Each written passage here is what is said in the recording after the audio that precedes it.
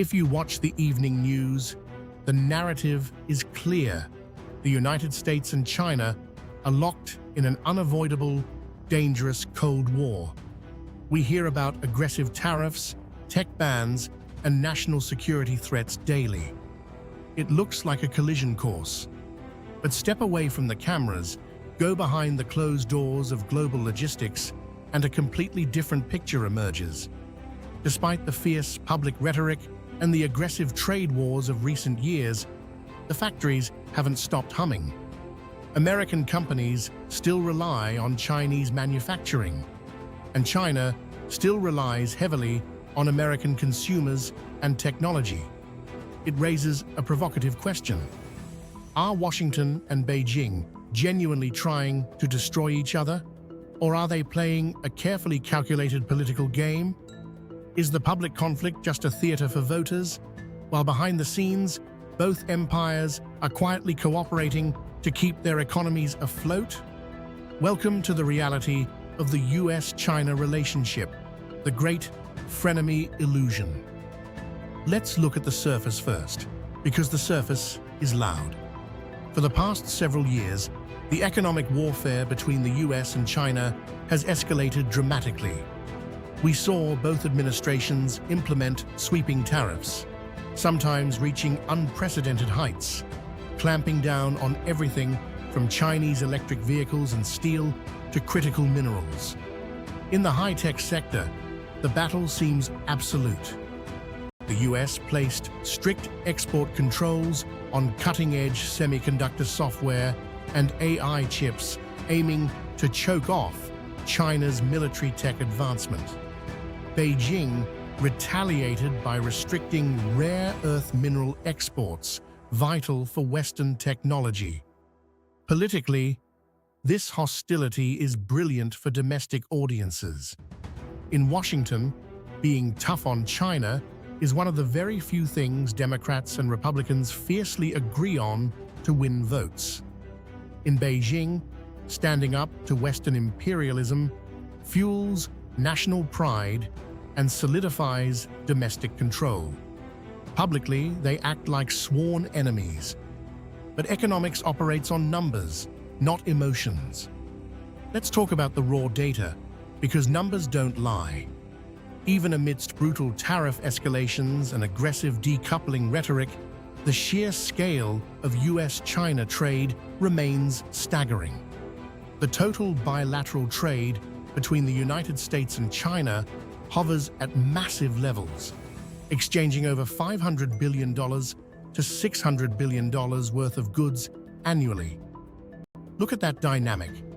China relies heavily on American agricultural imports to feed its population and high-end US semiconductors to run its industries. Meanwhile, the American consumer market is entirely addicted to affordable Chinese manufacturing to keep its own inflation from spiraling completely out of control. So what is actually happening behind the scenes? Are they secretly best friends? Not exactly.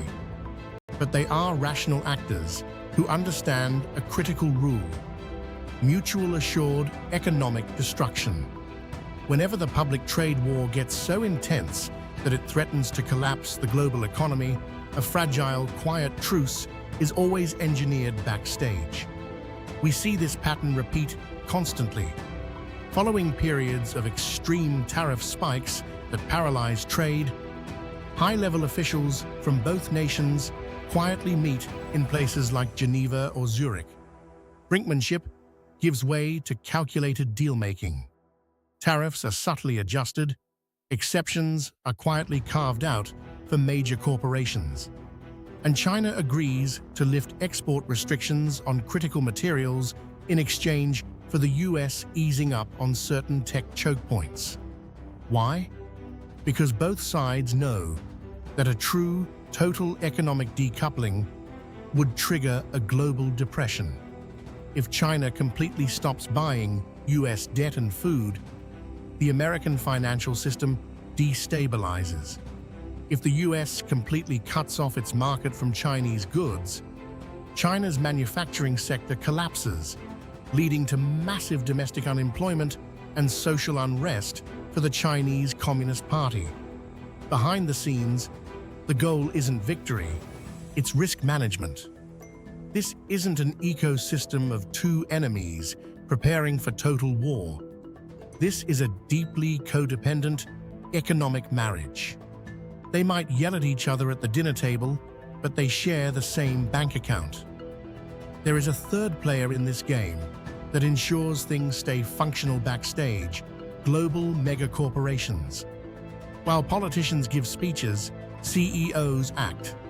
Look at Apple, which still manufactures the vast majority of its flagship products in China. Look at Elon Musk's Tesla, whose gigafactory in Shanghai is a crown jewel of its production line. Look at Wall Street financial institutions that hold billions of dollars of investments tied directly to Chinese markets. These corporate titans possess massive lobbying power in Washington and significant leverage in Beijing. They act as a permanent shock absorber. Every time politics threatens to break the economic bridge, corporate interests pull both sides back to reality. The reality check, the public illusion, total ideological warfare, and aggressive economic decoupling. The backstage reality, meticulously managed interdependence, where both empires protect their core financial survival. So to answer the question, is everything perfectly fine behind the scenes? Not entirely. The friction is real. The strategic competition for global dominance is real, and the tech race is deadly serious. But it is not a chaotic, unguided brawl. It is a highly organized, heavily choreographed dance. They fight in the areas where they can afford to fight, like media headlines, political speeches, and specific high-tech sectors, to satisfy domestic pride. But they cooperate in the areas where they must cooperate, like agricultural trade, consumer goods, and macroeconomic stability, to prevent their empires from collapsing. It is a paradox of the modern world. Two superpowers acting like bitter rivals on stage, while remaining deeply bound business partners behind the curtain. What do you think? Is this economic interdependence enough to prevent an actual conflict in the future? Or will the political theater eventually spiral out of control? Let me know your thoughts in the comments below. If you want to understand the hidden mechanics shaping our global economy, make sure to hit that like button, subscribe to the channel, and turn on notifications. Thank you for watching, and see you in the next deep dive.